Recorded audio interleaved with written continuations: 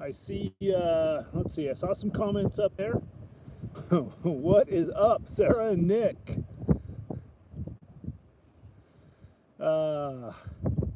Let's see, looks like Asa's on, Jason Perry's on, Nate Zoinks, how are you, my friend?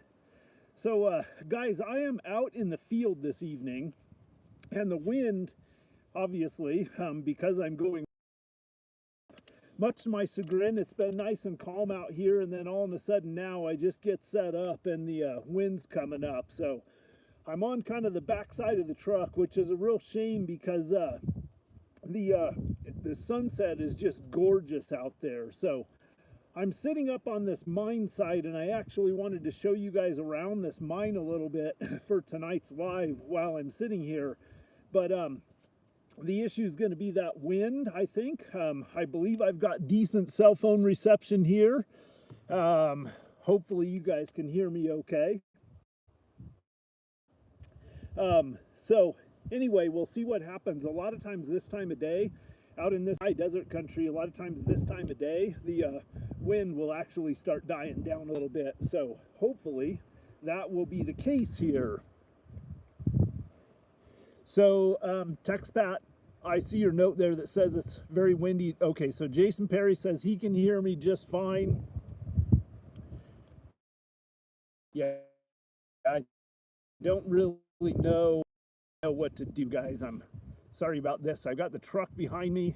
I got my mic kind of I've actually got a one of my Rotopax cans there set up, blocking the wind from my microphone. So I'm kind of I've kind of got this all rednecked up right here, but let's see if we can get it. Let's see. Cutting out a little bit. Okay. Yeah, sorry guys. I'm just doing the best that I can here. Anyway, happy Easter, everyone. It's it's been just a beautiful day out here. I've actually been up, I'm back up this weekend. I was metal detecting a little bit around this old mine site up here, finding some pretty interesting stuff, and finishing off a video that I'm going to do on going over this site in detail and some of my metal detecting finds. So hopefully I'll have that video out next week. Let's see. So a couple of business things to get out of the way. First of all, I want to let you guys know, right out of the gate is my brother Daniel over at Lola Overland just sent me the message and the confirmation that for the month of April, oh man, Caldo Wolf, the first super chat for the evening, man. Thank you, my friend. Really, really appreciate it. Little bit of a spring gift coming your way. Wanted to let you guys know that right now for the month of April, as kind of a welcome to spring, all Coyote Works t-shirts are 20 bucks during the month of April at Lola Overland Outfitters. So any of you guys, whoa, that wind's coming up. I'm gonna have to brace up my Rotopax can here. It's getting a little tippy. All right, there we go. All right, so as I was saying, for the month of April, all Coyote Works t-shirts are 20% off at Lola Overland Outfitters. And then, what is going on here? Oh no, still here says he went out this weekend and got a flat. Man, sorry to hear that, my friend. I keep getting distracted. Sorry guys, I'm watching my Rotopax can that's blocking the wind, and it's getting a little bit tippy, so I've got it braced up here. I get it. This is a little redneck, and I apologize for that, guys. But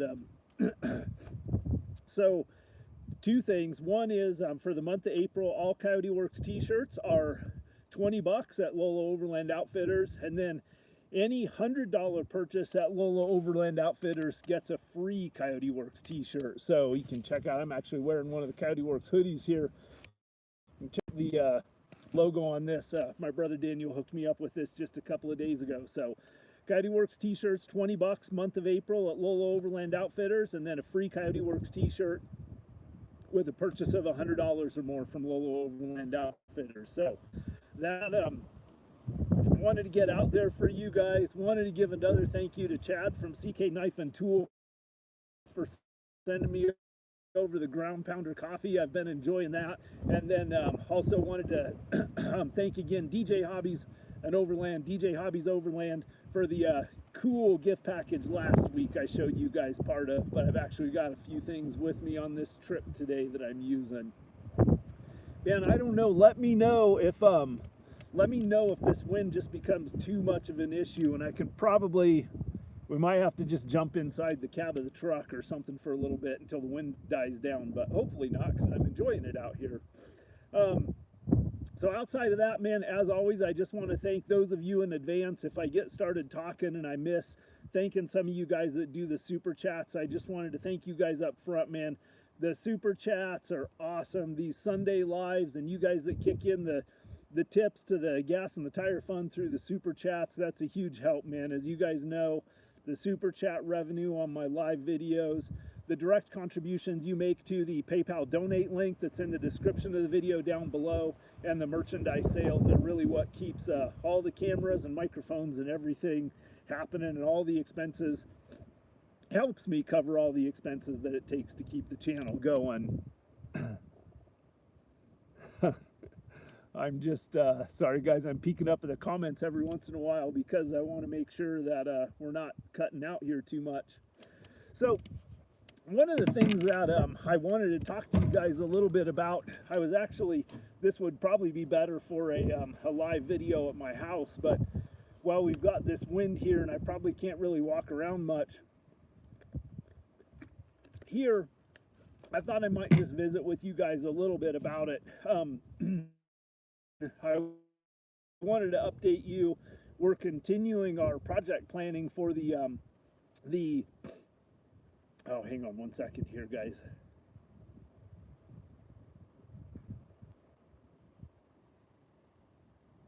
Gonna try something different. I'm gonna see if maybe I can watch the comments here on my phone.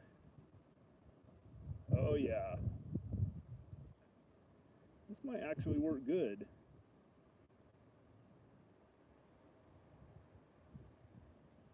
All right, I see still here on here. The last comment that popped up on here, still here. Les Schwab plugs tires for free though. Okay, so I think, yeah, so I think basically I can watch here on my phone and I can see the comments coming through, it looks like. So hopefully that'll work good. Amateur Outdoors made it. How's it going, my friend? So one thing that I wanted to visit with you guys a little bit about is I've really been ramping up. We had another project planning meeting this week on our expedition to track down the Blue Bucket Gold, the legend of the lost Blue Bucket Gold. And I won't talk a lot about that in great detail here to you guys tonight, because we visited about it before.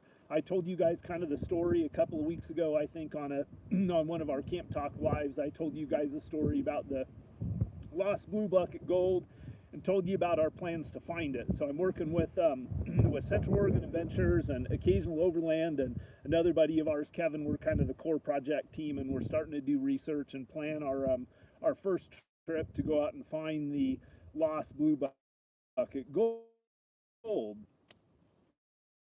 But in the mid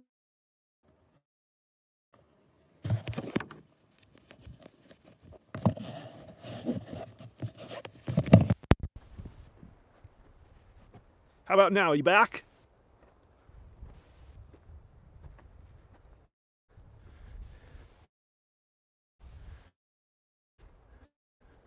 I'm heading up the hill.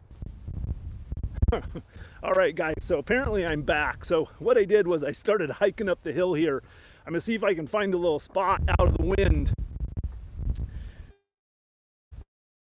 It'd give you guys a little bit of an idea where I'm at here. I'm up in these old mines. The question is, can I find a spot out you guys a little bit? Let me see if I can spin the camera around and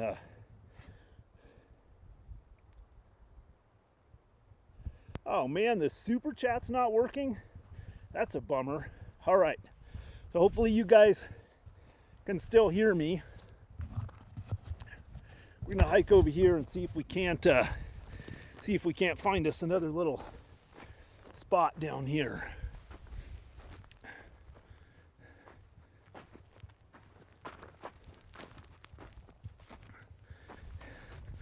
Hopefully you guys can hear me. Hey, hey! Kramer Junction is on. How's it going, my friend? All right, hopefully, check this out. Look at these pretty little purple flowers right there, man. How cool is that? Check my phone. I wanted to show you guys this.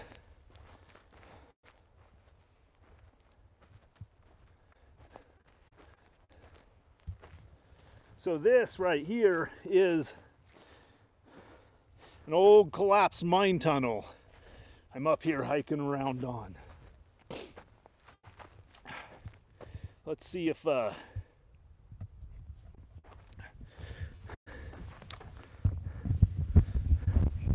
right, how about now? Are you guys still with me? Oh yeah. All right. So we'll try this up here. I'm out of the wind a little. Right back behind me, those mine ruins. Sitting up here on the hill, looks like, based on my phone, I've got some good signal here, so hopefully you guys can hear me all right.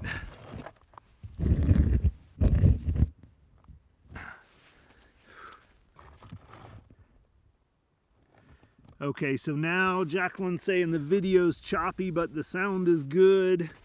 Boy, I'm so sorry about this, guys. This one may actually be a little bit of a lost cause. I really do apologize, but how's it going now? Can somebody give me a heads up and say, okay, sounds like the stationary position good. Right? Well, if I do fall in that mine shaft behind me, you guys will know. You'll witness it all, right? Okay, looking better. Keep the camera still. Okay, perfect. Dana and David on the road. All right, so hopefully if I keep the camera still and the wind cooperates, we're going to be all right here. So I've seen a couple of super chats come through, so I really appreciate that. But so one of the things, going back to what I was talking to you guys about the wagon train and everything, doing the research on the lost blue bucket gold. Oh, Francis, thank you so much, man. Really appreciate it. What I've been doing is a lot of research on the old wagon trains, and the in particular this past week, what I've been researching is like what they carried with them, what their packing list was, right? So that's really what I wanted to talk to you guys about tonight. And if I was going to make it back home in time, I would have had a bunch of pictures and diagrams and stuff to show you. So maybe we'll pick this back up next week and I'll show you guys some more stuff. But basically, what I wanted to talk about was a couple of things. Number one, that kind of the thing that we all think of as overlanding today, really in the United States, it's those early people that traveled from back east across the wagon roads by a covered wagon. They were kind of the original overlanders. And what's really interesting, as I've kind of studied about how their journeys went, is how much there is in common between what those guys, between how they traveled, how they packed, kind of the whole concept of how they traveled. So as most of you probably know, the term overland, the original term overland, comes from that period of time when most of the time when people traveled, they had traveled great distances. They had two choices in how to travel. They could travel over land or by sea. So for example, if you lived in the East Coast of the United States in the earlier years, you might be thinking about heading out west, and you would have a choice whether to take a sailing ship all the way down south, around the Horn of South America, and up along the West Coast, all the way up along the Pacific Ocean side to the Western United States. You could do that, take that sea journey, or you could make the journey by overland, which would mean you would take, in essence, the Oregon Trail or some variant of one of the immigrant trails. So that's kind of the whole idea of the term overland. And to take that a step further, what that meant, traveling overland, is it meant you were basically going to live out of your covered wagon for the period of time that you made that journey. Overland Alberta. So basically what that meant was you were going to be living out of your Conestoga wagon during the period of time that you were making this journey. And let me see, I don't know, let me see if I got some graphics on here that, I don't know if this is going to show up at all. So that's basically the Conestoga wagon. So that's an example of the most common wagon that the pioneers used to travel across the United States. And what I want you guys to think about when you look at that wagon is think about the similarity between that wagon and the modern vehicle. So that wagon was basically the vehicle back in that day, right? That was the closest thing that they had to what we have today, which is the automobile. See if I can get a little bit of that glare off of there. So if you think about that Conestoga wagon as a vehicle, basically that's what they had to attach or bolt on to everything they needed to be able to survive. Oh, now I'm realizing the error of my way, so I came up here on top of this hill and I didn't bring anything to drink with me, so I don't have a refreshing beverage. So we might have to walk back down to the truck eventually. But this is nice, man. The sun's setting over there. This is very cool. So anyway, I wanted to, you know, what I was thinking about as I was researching this is just all the similarities between those original overland journeyers and then us and our passion and our pursuit of what we call modern day overlanding. And it's really conceptually very similar, you know, with the whole concept of, like, you know, they had Conestoga wagons with bows and covers on them. They could sleep inside those wagons, but they also had to pack all of their belongings inside those wagons. So in essence, that Conestoga wagon became their house on wheels while they were making that journey. Very similar to how we approach overlanding today, or to me, what is the essence of modern overlanding, which is we're basically living out of our vehicles. Another similarity between the wagons and how they traveled and how we do our modern overlanding is the wagons, for the most part, they broke camp every morning. They traveled during the day, they made camp in the evening, and then they broke camp again the next morning and they moved. In fact, I was reading an old kind of it was basically a how-to guide or a little brochure that was put out to kind of give advice to the people who are traveling the Oregon Trail, who are heading out west by covered wagon. And one of the pieces of the advice was, it said, it is not advisable to stay more than one night in a location. There was a couple of reasons for that, which I thought were pretty interesting. But one of which was that the longer that if they stayed more than one night in one location, they were running the risk of attracting the attention of the hostile Indians. So I thought that was pretty interesting. But anyway, very similar to me, what is the essence of our modern overlanding, which is we're exploring during the day, we're making camp during the night. For the night, we're eating, we're doing our evening meal around camp, and then we're sleeping in something attached to our vehicle or a tent that we set up, something like that, and then we're breaking camp the next morning and rolling again. So the modern overland style, or the definition of the modern overland style, has a lot of similarities to those old covered wagons. And so it was interesting too, I was reading other things about this, and another one of the points that I read was, it was a different article, and it was talking about how they constructed the wagon boxes like boats. And the reason they did this is because there were several places along the journey when they had to ford rivers, and depending on how those water levels were, what you didn't want is you didn't want water getting inside the wagon box, right? So the recommended wagon to get, the wagon box was constructed like a boat and designed to be watertight. Also, theoretically, it could float if it needed to, and they would to a degree, depending on how much they were loaded down. So, let's see.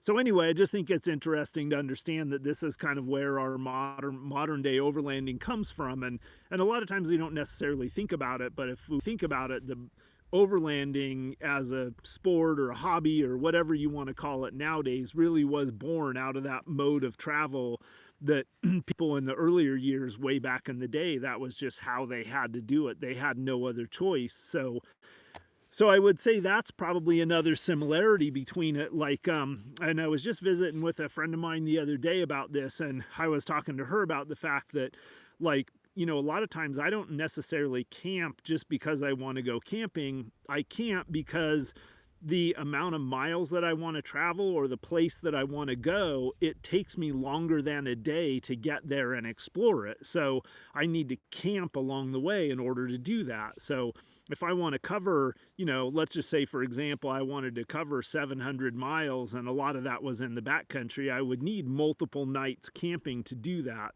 So therefore, I would be traveling more overland style to do that. And that's kind of was the case with the covered wagons and everything in the past too. It wasn't that they necessarily wanted to live out of their wagon. What they wanted was they wanted to get out west, and the only way to do that was to spend, you know, 4 to 6 months on the trail to get there. So they had to live out of that wagon. So the other thing that's interesting to think about is that that wagon was their lifeline, right? Like that was their home, that was their shelter, that was their mode of travel. So the other thing that they had to do was keep that wagon in really good repair along the way. Very similar to how we have to look at our vehicles today in the overlanding world. So a couple of things I wanted to tell you guys that I just thought were really interesting. So basically, you know, overlanding is the whole idea of making a voyage or an expedition fully self-supporting overland. Basically, you're living along the way. A couple of interesting little tidbits, and I'm going to kind of read a couple of these. I took some notes here. But so in 1850, and if you think about it, kind of the heart of the westward migration was kind of 1843 to 1869. In 1869, I think, is when they connected the Transcontinental Railroad. So basically, by the time they connected the Transcontinental Railroad, that was a railroad that connected the eastern United States to the west. When the Transcontinental Railroad connected, that's when the amount of people traveling by covered wagons started to diminish, right?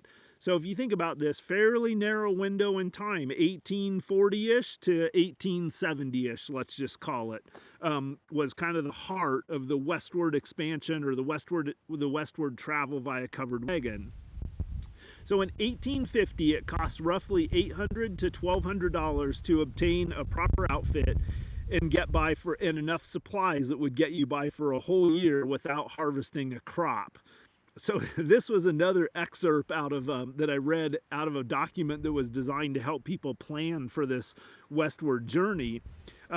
Is basically it was sort of, it seems very self-explanatory, but was basically explaining to them the concept is because most people back in that day, they relied on harvesting a crop as part of their food or part of their supplies for the year. But when you took this year, this 4 to 6 months, basically during the good season, which was the growing season to travel out west, you weren't going to harvest a crop that year.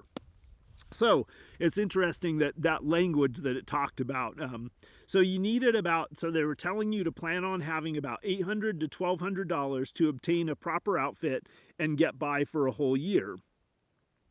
The hell? Hang on.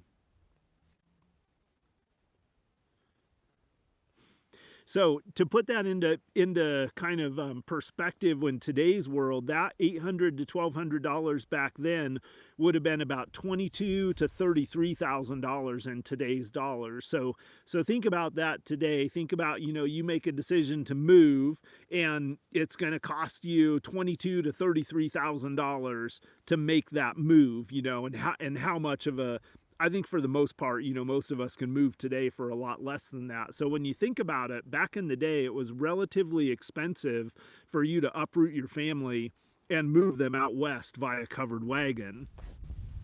The recommended weight of all the supplies was estimated to be on average about 2,500 pounds, and the recommendation for the average Conestoga wagon was to keep it at 2,500 pounds or less.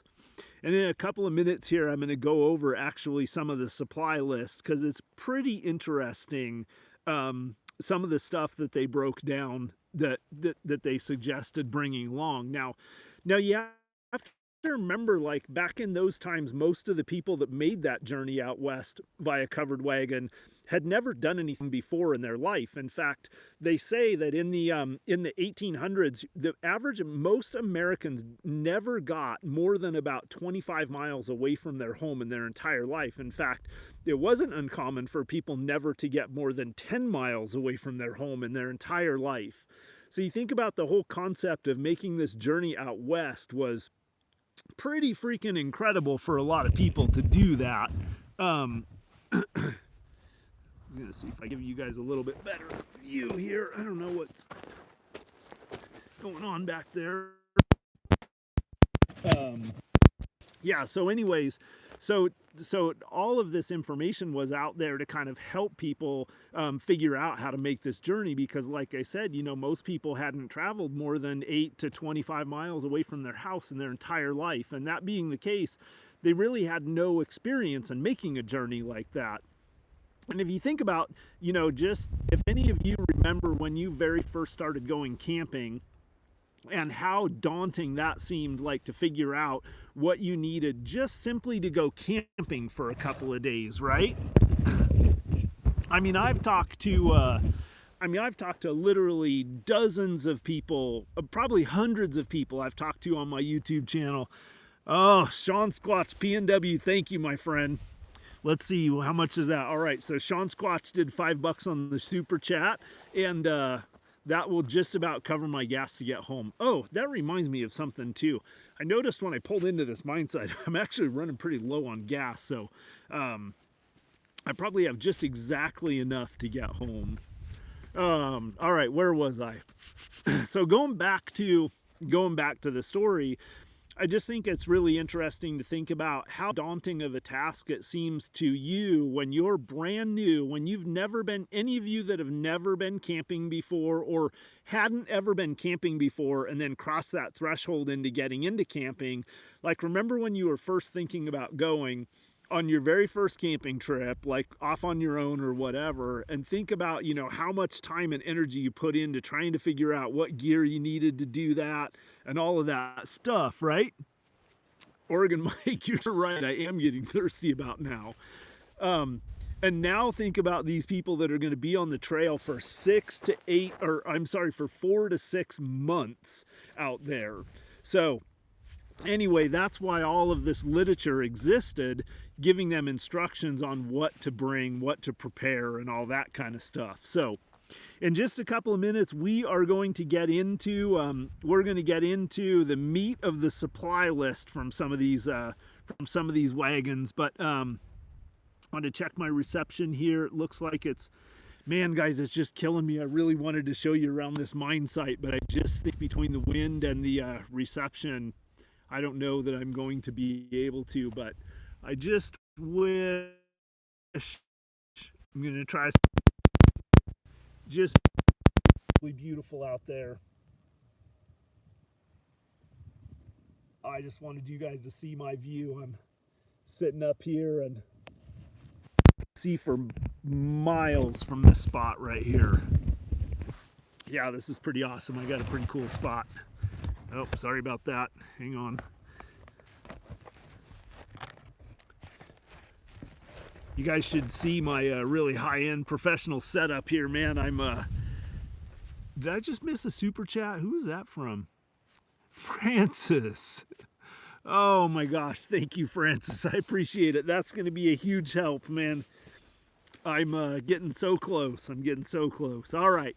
So you guys ready to dive into, you want to go into the supply list for some of these covered wagons? Jacqueline tried a watermelon hint yesterday. They're pretty darn good, aren't they? Oregon outed. All right, I'm just looking at the yes list. All right. It looks like I got some people who are like yes to the list. So let's do this here. All right. So we'll start out with the some of the core of the loadout, which was the food. So think about this, you know, now think about how much effort we put into trying to figure out what we need to bring for food to get through, like, 1, 2, 3, 4, 5 night trip or whatever. And think about, you know, how, I don't know about you guys, but like for me, you know, when I think, you know, one of the longer trips I've done in recent history was like 14 days. I usually do at least 8 or 9 days a couple of times a year, but you know, I think about like that 14-day trip and just trying to pack the food for that, and how challenging that seemed to be.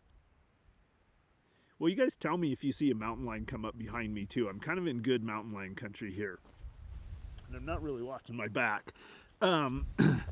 So if you think about how tough it would be to plan for food for 4 to 6 months, right? 4 to 6 months. So 365 days in a year. So let's just say roughly 200 days-ish or so of food. So here's what they did. So what they did was they recommended food supplies based on poundages.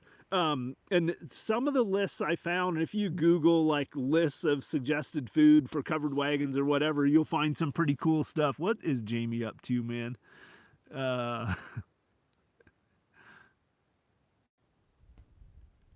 Oh no, there's enough internet lag where that's a really good point, man. There's enough internet lag that by the time one of you guys warned me there's a mountain lion, they're probably already going to have their teeth sunk in the back of Coyote Works' neck. All right, so let's get on with this list. All right. So the Immigrants Guide, published in 1849 in St. Louis, which is one of the more famous. So it's a document called the Immigrants Guide, if you guys want to Google that. And it was published in St. Louis. St. Louis was one of the places, St. Louis, Missouri was one of the places where a lot of the wagons departed out of there. So they suggested the following supplies for 3 people. Now I saw other lists that kind of broke it down per person, but here's what they have for food. So they're suggesting flour. How many pounds of flour do you think they're suggesting to bring? 50, 100, you think? Let's see, I don't know how much lag there is here, but I'm just kind of curious. How many pounds of flour do you think it would have been recommended for a family of 3 people to take to make it? All right, so Jamie says 10, 100. Sean Squatch PNW says 150. All right, 1,080 pounds of flour. 1,080 pounds. Isn't that crazy? Bacon. Bacon we can all relate to, right? You need a lot of that. So bacon, they're suggesting 600 pounds. Coffee, 100 pounds. Tea, 5 pounds. Only 5 pounds of tea. I feel like that's not enough. And then the same thing with 100 pounds of coffee. I feel like that's a little lean too. Sugar, 150 pounds. Rice, 75 pounds. Keep in mind, this is for 3 people heading out west on the Oregon Trail. Dried fruit, 50 pounds of dried fruit to keep the scurvy away. 50 pounds of salt and pepper. And there's something called, that I didn't get a chance to Google, called saleratus. So it's spelled S-A-L-E-R-A-T-U-S. And this saleratus is on a couple of different lists that I looked at. But basically they're recommending 10 pounds of that, whatever it is. 50 pounds of lard. And then they have another little kind of a miscellaneous section where they said also recommended, but they didn't have amounts for this, is cornmeal, hardtack, dried beef, molasses, vinegar, eggs, and beans. And the eggs I thought was strange. So that was kind of the food supply they recommended bringing along. So basically when you think about it, their main, that loadout of flour was kind of their main staple food source. Part of the reason why they brought so much flour, as opposed to like, say, you know, another 100 pounds of bacon or whatever, is obviously flour is the most non-perishable item out of all of that stuff on the list. But the other thing is they really thought that they were going to be able to hunt and supplement their food supplies along the trail. And some of the earlier wagon trains had really good success with that, but by like, say for example in 1845, I just happen to know this because I've been studying about the Meek wagon train. In 1845, about 5,000 wagons crossed the trail out west. 5,000. So if you think about 5,000 wagons crossing there, 5,000, let's just say there's an average of 3 people with every wagon, or even an average of 2, that's 10,000 people who needed to eat and have food, and who had like people going out hunting every night. And if you think about this, these wagons were covering 8, 10, 12, you know, maybe on a really good day, maybe 15, 20 miles. And then going out and hunting every evening and every night, and then during the day there were people running out hunting along the trail. So if you think about that, it didn't take very long for most of the game to get hunted out. In fact, there were 2 things that got really lean along the trails out west, and one was game to hunt and the other was firewood. You read a lot of the old journals and there's countless stories of making camp and not being able to find any wood, especially with the later travelers. All right, so now let's get into the tools and equipment stuff. So this particular list right here is kind of more tools and equipment that were meant to help get them started when they got to their location. I think I've got some information on here later that has some tools and equipment that I thought was really interesting, which was more stuff to repair their wagons with, which if you think about it again, their wagon was their vehicle, so they had to be in a position to be able to, let's see, Asa is asking, were there scouts that would advance? Let's see, were there scouts that would advance ahead and prepare stuff? So there were. It was really common for there to be scouts going out every single day, going out looking for game, going out scouting the route ahead. A lot of times, depending on how the weather was, the trail conditions could be drastically different, you know, from one wagon train to the next. So scouts were a constant part of it. And if you just think this wagon train is moving at this steady pace, and there's constantly like men on horses riding out and scouting all along the way. So some of the tools and equipment that they recommended carrying were a plow, a shovel, a rake, a hoe, carpentry tools, a saw, an axe, a mallet, a plane, a spade, a whetstone, and then here's where some of the repair items come in. Axles, a king bolt, ox or mule shoes, depending on whether you were traveling with oxen or mule. Most people were using oxen. Spokes, ropes, and chains. And the ropes and chains were really important. In fact, one of the places I'm going to show you, I'm actually not too far as the crow flies from one of the places I'm going to show you on the Meek wagon train, where the wagons had to come down off of this rim and drop down this really steep hill. And oftentimes when they had to descend a really steep hill like that, what they would do is they would chain logs, rope or chain logs to the back of the wagons, and they call them drag logs. And they would drag those behind the wagons, and those logs would dig into the soil and the rocks as they were going down the mountain and act as sort of a brake to slow the wagon down. So anyway, pretty interesting there. So moving on down the list to the next group of items on the recommended packing list is cooking utensils. So on the cooking utensils list, they have an oven, a skillet, a kettle, a coffee grinder, a teapot, a knife, a ladle, tin tableware, water keg, and matches. And what's really, well, I mean, it's not that interesting when you think about it, but one of the things is they recommended for people not to bring ceramic or like glass or china or things like that, because they said it's heavy and it's likely to break, especially if the wagon gets jostled or tips over or whatever the case may be like that. So let's see, let me get myself a little bit more comfortable here. So what they recommended was tin plateware, tin plate and cookware. Oh, I just have that is fantastic. Get this up. All right, so let's see the comments here.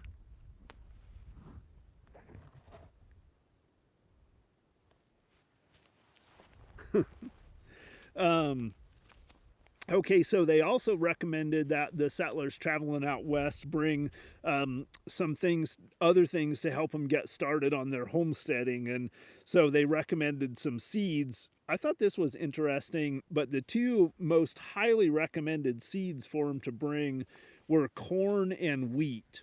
So basically, the recommended seeds list has corn, wheat, and other crops. On the list of weapons for him to consider bringing: rifle, shotgun, pistols, knife, hatchet, powder, lead, bullet mold, powder horn, bullet pouch, and holster. And then I was reading another document somewhere that was saying basically you cannot bring enough ammunition. Like it was saying, bring copious amounts of ammunition, pack heavy on the ammunition. A couple of the what was recommended for firearms I thought was interesting is a rifle and a shotgun. And this is something that, going back to my bug out videos or going back to some of my old school, like my Bush shotgun, and the I've talked about sometimes about how I think that a shotgun is a good option for like that scenario. You know, I'm bugging out to the wild and I'm not coming home and I have to pick only one long gun. I often say that a shotgun wouldn't be a bad choice for that situation because of a shotgun's ability to be able to really consistently have a high probability of success for harvesting small game. And in most areas, small game is available in much more regular and large quantities than big game. So, but going back to the covered wagons, that was one of the things that was highly recommended, was for settlers to bring not only a rifle, but a shotgun also. One thing I thought was interesting was the caliber of rifle that it recommended was like, it was like not less than 32 caliber and not greater than 58 caliber, I think was what it said. Was like, that was like the sweet spot, was a 32 to 58 caliber rifle. And then also it recommended a revolver for defensive purposes, and talked about how you read a lot about how the revolvers were kind of that self-defense weapon. And make sure I'm not laying on top of a scorpion or something. Yeah, so the revolver, what, you know, like in modern times, even all the way back then, the revolver was their self-defense weapon, the handgun. So a couple other interesting things that just kind of stood out to me was, you know, in the tools, obviously, you know, a knife and an axe. Those are a couple of the classic kind of bushcraft tools of today, even, that we still use. But, you know, those basic, your knife, your kind of your survival bush knife, your axe, you know, those go all the way back to kind of the earliest time when they were available as the classic kind of quintessential woods tools. So on the clothing side of things, some of the things that were recommended were wool coats and rubber coats, cotton dresses, I'm assuming for the ladies, buckskin pants, duck trousers, cotton shirts, woolen undershirts, cotton drawers, flannel shirts, cotton socks, boots, shoes, ponchos, felt hats, and sunbonnets. I thought that was pretty interesting. That's a pretty comprehensive list if you think about it. The bedding, they recommended bedding, tents, blankets, ground cloths, pillows, tent poles, stakes, and ropes. So here's another interesting thing about about a lot of the people that traveled via the Conestoga wagons is, if they filled up the wagon with gear, oftentimes it wasn't practical for them to unload the gear out of the wagon to sleep in the wagon every night. So there were the two most common ways for sleeping on the trail was either to pitch a tent beside the wagon. In some cases, they would actually stretch the tent right off of the side of the wagon, like they would anchor it to the wagon and pull a cloth like down at an angle to make like a lean-to off the side of the wagon. In some cases they would do that. In some cases they would have a freestanding tent. But the other thing that was really common was for people to sleep under the wagons. And that's where like the ground cloth came in handy and stuff. So just an interesting little note. Now there was I remember at one point I stumbled across an article about these boxes that went in the Conestoga wagons, and these boxes were designed specifically to all be the same height and to fit in the bed of the Conestoga wagon so that they made a sleeping platform on top of them. Now that's pretty interesting. If you think about that, what is that reminiscent of that we have in modern overland vehicles? The drawer system, right? Similar type of a scenario where a lot of modern overland vehicles can have a drawer system in them with a deck on top. And you think about even like the drawer systems like my buddy Nick, Central Oregon Desert Explorer, has a drawer system in the back of his Nissan pickup truck that makes a deck, and then he can sleep on top of that deck back there. So yeah, the guys from Goose Gear weren't the first ones to invent the drawer systems in the United States. Actually, I don't know if they were in modern times either, but I just know they do some pretty cool drawer systems. So that was kind of all of the staples, right? And if you think about it, it's a pretty basic, simple list of stuff. And really, you know, the very interesting thing to me to think about is to think about that is everything that you had. If you bought everything on that list, that was everything that you had to survive for 4 to 6 months out of your Conestoga wagon. So that's pretty crazy. Some other interesting things I thought that they recommended was one thing that was really highly recommended back then and really common for people to do was to bring cows with them that they led along next to the wagons.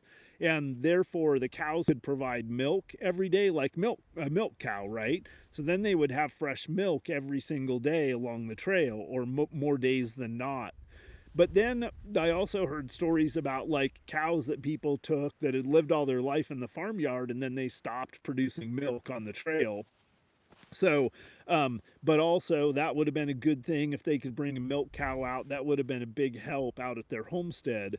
So if you think about kind of the self-sufficient, self-sustaining food source, like a milk cow is pretty darn good. You think about all the nutrients that are in milk. And so you have this animal that can basically forage it for its own food and then turn that food into a constant daily source of protein and fat that you can consume. Like that's a pretty good deal right there.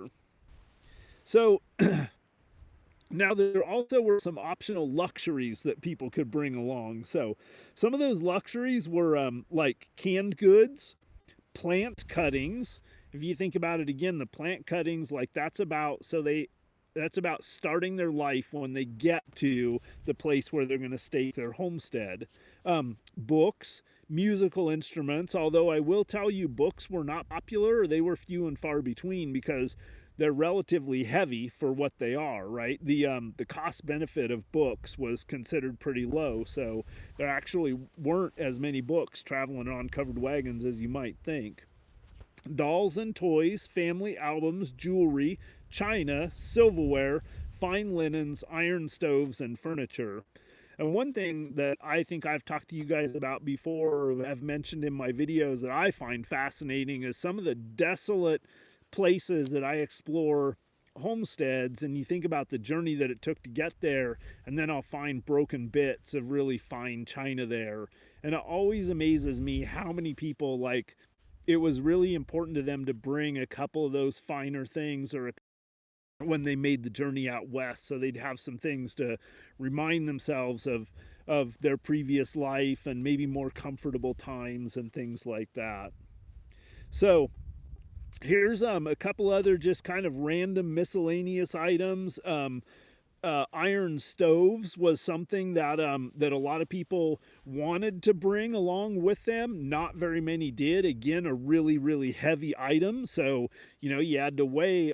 All those choices had to be made. Like this is what I talk about with, you know, with gear. It's like the same with backpacking or your bug out bag or whatever. You know, you can't just continuously add more and more and more. You have to make choices, right? If you have a full backpack and you want to put one more thing in it, in order to fit that one more thing in it, something has to come out, right? So that's the situation that the pioneers were dealing with when they traveled across on the covered wagons, is they had to make choices about what to bring. Some miscellaneous articles that were relatively common: surgical instruments, liniments, bandages, a camp stool. I thought that was an interesting one. Chamber pot, a wash bowl, lanterns, candle molds, tallow, spyglasses, scissors, needles, pins, thread, toothbrushes, soap, comb, brush, and towels. So that is basically, after reading several different lists and stuff, that is the crux of what it was recommended for. I'm going to check my battery here. That's kind of the crux of what was recommended for the pioneers to bring when they traveled the Oregon Trail. So, let me check my notes here real quick. All right, so I'm going to go back to the beginning real quick, mention again, man, can't tell you guys how much I appreciate the super chats. Those are awesome, really help. Coyote Works t-shirts, $20 at Lolo Overland all month of April, and then free Coyote Works t-shirts at Lolo Overland with a purchase of $100 or more. I wonder if my buddy Daniel is even on here from Lolo Overland. Big, smart, and armed. I like that username. Did people have cannabis on the Oregon Trail? You know, that's a really good question. I've heard that that they grew hemp back in all the way back to colonial times, I've heard. So my guess would be that, yeah, probably somebody did. I don't really know the history on that.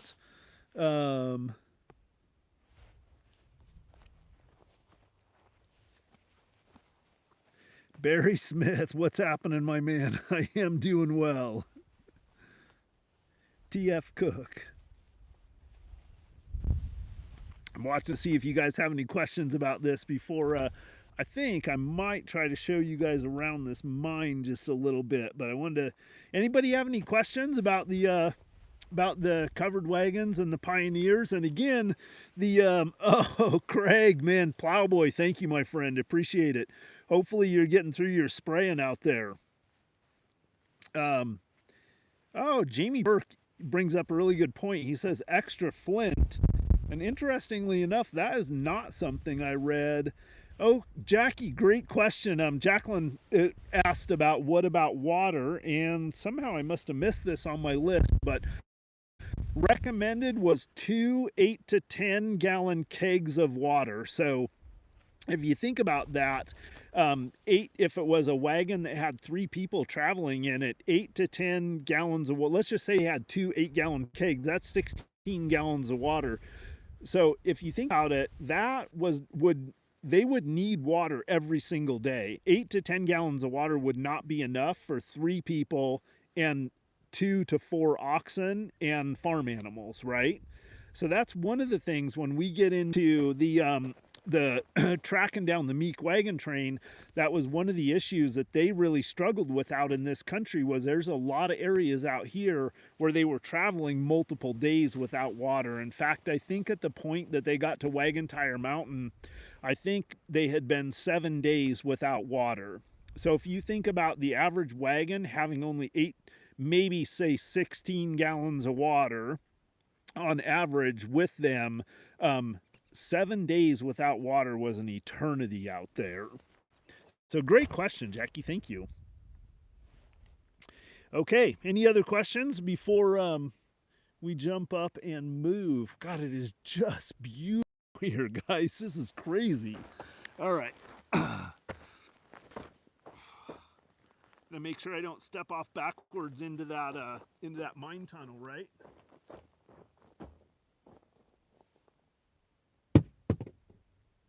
Make sure there's not a rattlesnake down there. All right, guys. I'm gonna see if I move slow. I just wanted to give you guys a better look at this because this is pretty cool right here.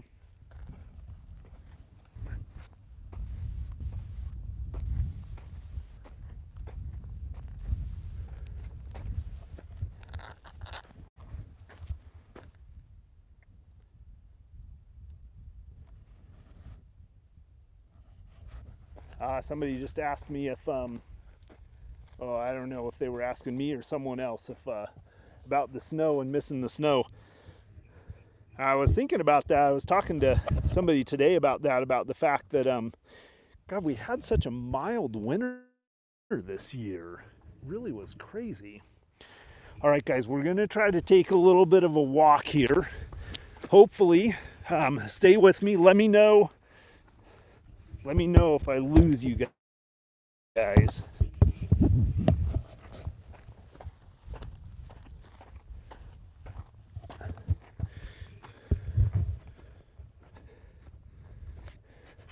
I'm going to flip the camera around so you guys can kind of see where I'm walking. Try to keep it somewhat steady here. See, these are all, what I'm walking through is all this area that's been excavated by the mining activity in here. I want to show you guys one really cool thing over here, but tell me if this is just a bad program. Like, leave me a I want to show you guys something that's really rare out here.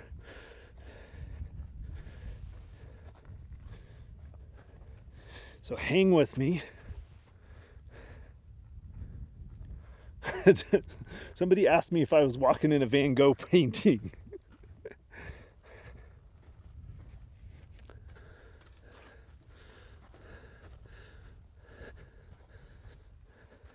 Look at that. Okay, this is what I wanted to show you guys right here. Let me flip this camera around so I can see.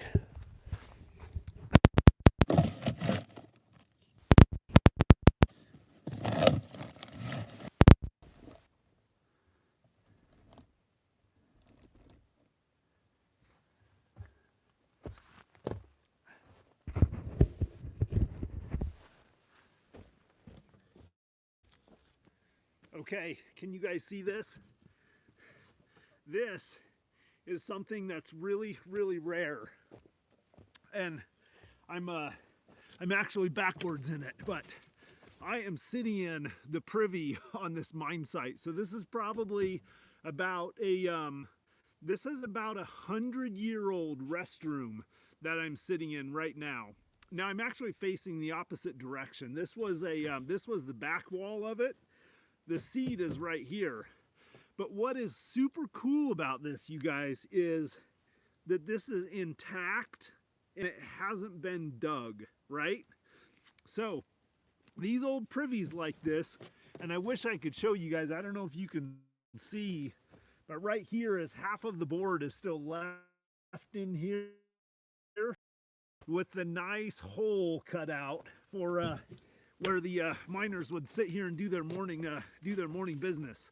But what's really amazing about this is this thing is completely whole and intact, and it's really difficult to see back here. So I think it's just gotten overlooked over the years. Usually these old privies get dug. So I'm really excited to get my metal detector down inside this, because these places were famous for having really cool bottles in them, for coins dropped in them. If you think about, miners day after day coming here, sitting down, pulling their trousers down, the propensity for stuff to be able to fall out of their pockets or whatever the case may be. So I'm really stoked about this. This is pretty incredible that this is still here. And still in such good condition. So hopefully that wasn't too terrible. I'm seeing that. And now we're gonna walk here. How we doing?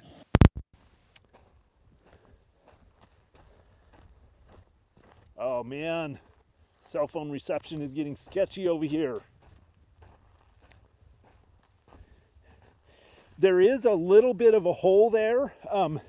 Not actually that much of one, to be honest with you. It's kind of drifted in, but I can tell that it hasn't been dug.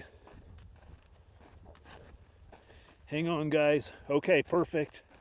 I'm almost back to a, God, I don't know what the deal is. I had good cell phone reception here earlier, but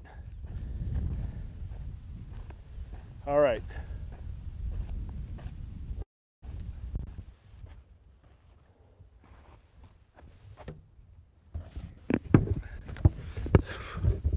Okay.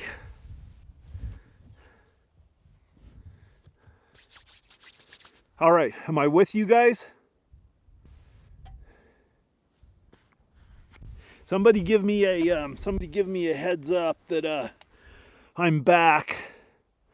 I know, Jamie, I need that Starlink, man. My buddy Occasional Overland's got Starlink, but okay, perfect. All right, guys, I've been dying of thirst out here, so now I'm back at base camp, and I got my hint.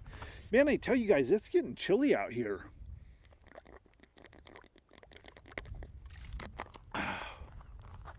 That's such a bummer, you know. Before I got on this live, I walked all over this site, checking the cell phone reception everywhere. I'm going to show you guys a couple other things that I found out here. Haven't posted these on Instagram yet, but look at this beautiful little arrowhead right here. Nice one, huh? Nice point right there. There's another one. This is an obsidian one here.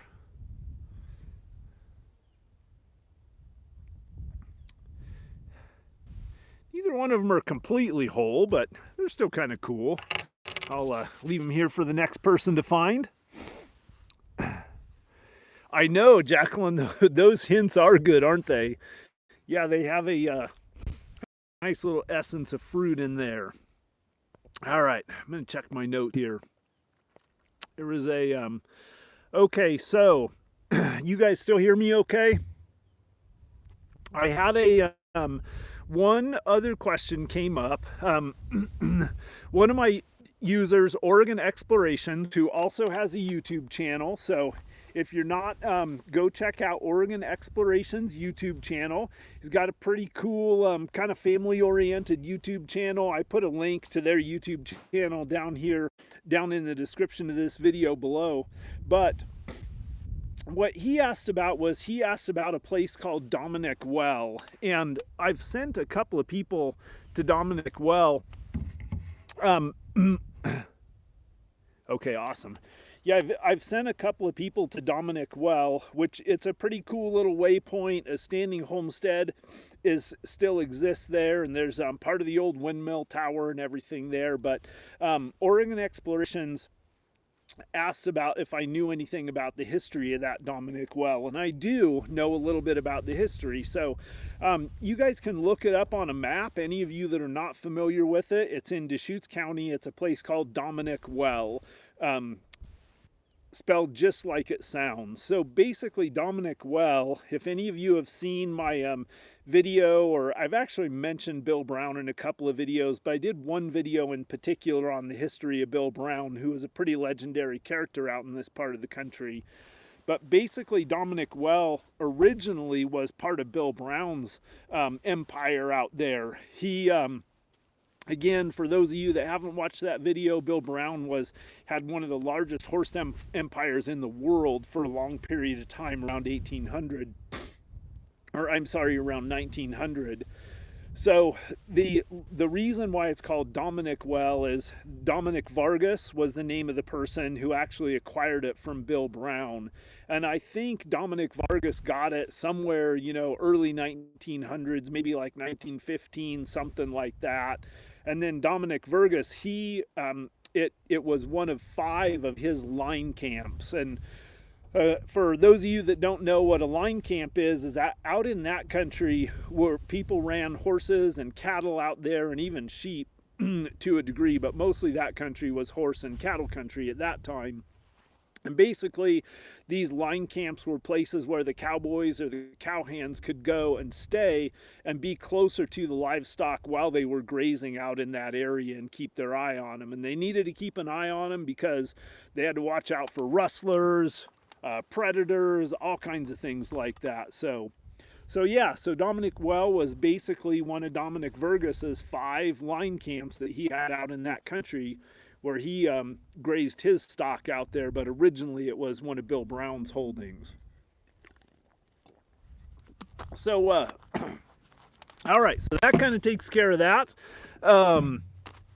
Gosh, what other questions do you guys have? Otherwise, let me look at my list here. We'll see, but I think I'm about to wrap this thing. This week, what's coming up on the videos this week? Oh yeah, Oregon explorations, absolutely, man, for sure. I was happy to do it. Always happy to answer whatever questions you guys have. If you do have questions, if you have questions that you want me to address in future camp talks, like just leave them in the comments of these camp talk videos down below. Like not tonight while it's live, but after it uploads or whatever, just come back, leave a comment down in the previous week, the most recent camp talk episode. Always before I do the next camp talk, I go back and I review the comments in the last camp talk to see if anybody has any questions. So that's the best place to put your questions back there. So what I have coming up is right now, in fact, tonight I'll go back and I'll start working on editing the video of metal detecting and some of the stuff that I found up here on these mine sites. And I think you guys will enjoy that. It'll be a little bit something different. I've got another trip video in the can, and then the big thing that I'm really excited about, and I'm still kind of figuring out how to put it together, but I'm going to do, this will be a whole video series on searching for the lost blue bucket gold. So I think with what I filmed this weekend and some of the research that I'm doing, I think I'll probably do episode 1 of the search for the lost blue bucket gold. Hopefully I'll get that all edited and out sometime in the next couple of weeks. So it'll be metal detecting a lost mine site will be my next video, and then searching for the legendary blue bucket gold episode 1 will probably be the next video after that. I've got some kind of gear review videos. I've been just holding off until I got a chance to use the gear for a while. I'm going to do an overview video on that Gazelle T4 tent. I've now got enough nights in it and a variety of different weather conditions. I've also got a review for you guys coming on the Free Spirit Evolution series, hard shell rooftop tent. Again, I've got enough experience in that now. I want to do a good review for you guys, man. I do just want to give a shout out to Free Spirit Recreation and Lolo Overland. As you guys know, those are kind of my two, I guess gear sponsors, or if you will. Again, as you guys know, I don't have any paid sponsorships. I don't get any money from anything out there. It's basically just the revenue that I get from my channel that helps offset the costs is what you guys contribute through the super chats on these live videos, the contributions you make to the PayPal donate link that's always in the description of my videos down below, and then the revenue that I generate off of the Coyote Works merchandise sales that my brothers over at Lolo Overland are so awesome to put out for me. And just so you guys know, I don't have the capacity between my job and the YouTube channel making content. I don't have the capacity to be shipping t-shirts out and stuff like that. So it's a huge help that my buddies over at Lolo Overland, basically they allow me to make a margin on that, and then they take care of everything. Obviously, you guys can order it from them. They handle the transaction, they ship it out, they do all of that stuff that, for years I wanted to have merchandise for you guys, and there's just no way. I just don't have the bandwidth to do it. The thing is, man, I want to keep focusing my time on creating the content, man. I'm not getting any younger, man, and there's a lot of history and a lot of exploring that I want to share with you guys. So it's really important for me to always keep my focus as much as possible on creating that content, and then try to form, these partnerships and friendships and stuff with these people that can help me with more of the logistics of the business aspect of it and everything. So, man, you guys know what I love is I love to explore. I love to hang out with you guys. I love to share that information. I love to answer your questions. That's what I really want to focus my time on doing. So really appreciate you guys supporting Free Spirit Recreation, Lolo Overland. Besides Lolo Overland doing the merchandise sales, you guys know, they do a lot of cool stuff. My grandpa's truck behind me, my brothers over there, they did most of this work on this truck and everything. The Free Spirit Recreation, they keep me in rooftop tents and some of the other gear and stuff for my Jeep. So, you know, appreciate you guys letting them know if you heard about them through me, or, you know, give me a shout out if you're ever sending messages to Free Spirit or Lolo. Let them know that you heard about them on the Coyote Works channel. That always helps me out. So, man, guys, I think with that, my hint is empty. And let's see. I like it. Brian says you're as young as you feel. So I appreciate that, man. I actually do feel decently young still. Raymond Winger, hang on a second, I don't want to lose him. He said he was new to overlanding. So Raymond Winger, new to overlanding in the Northwest. Where should I start getting out? Home base is Camas, Washington. Well, Raymond, I'll have to look on a map and see where Camas, Washington is. I can't remember off the top of my head, but I would say, oh man, Josh Rue, thank you, my friend. Huge shout out to Josh. He says, let's see, if I haven't been doing it, I should try doing internet speed tests in the locations you plan to stream and not just rely on the signal strength. All right, man, I will give that a try.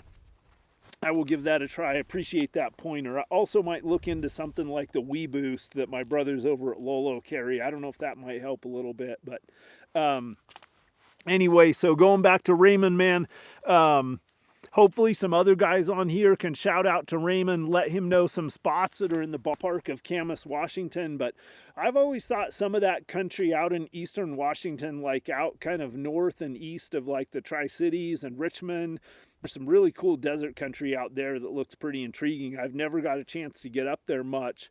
But also you can drop down into central and eastern Oregon from up there, and there's a ton of really cool areas. So let's see.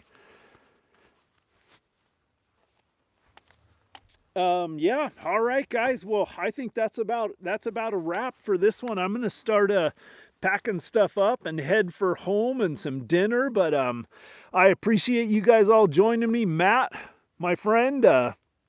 Oh yeah, my name is Jeff, said Spokane is interesting. Jacqueline, thank you. Yeah, stay safe and happy Easter, everyone. I just want to tell you how much I appreciate you joining in with me.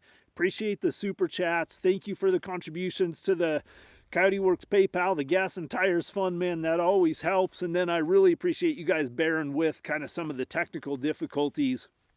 I've had a lot of you ask about, you know, wanting to see me do more of these live out in the field, which I really enjoy doing, but you know, it is kind of sketchy. You got stuff like the wind and the cell phone reception and all that's a little sketchy. So really appreciate you guys kind of bearing with it, and hope you enjoyed some of the information about the our brothers who pioneered the modern overlanding as we know it today for us. And I always think it's kind of fun thinking about some of the things we have in common with those early travelers. And let's see, super chat missed from Mark. Asa says, hang on, man. Asa, what is that? Did I miss? Did he have a question? Let me see what I got here. Mark Taniguchi. All right, that's what's up, man. That's what's up. Mark comes through, man. All right, I appreciate it, man. I appreciate it, Mark. You know I love you, man. You guys, if you're not following Mark on Instagram, man, that guy posts some awesome pictures. I think he scours the internet looking for like the coolest pictures out there. So, yeah, show Mark some love, man, and tell him how much you appreciate the support that he gives the Coyote Works channel, man. All right, you guys are all awesome. I really appreciate it, man. Please join me in thanking everyone that supports the channel. Yeah, I think that's it, man. I'll look forward to seeing you guys all on the next adventure. Until then, Coyote Works out.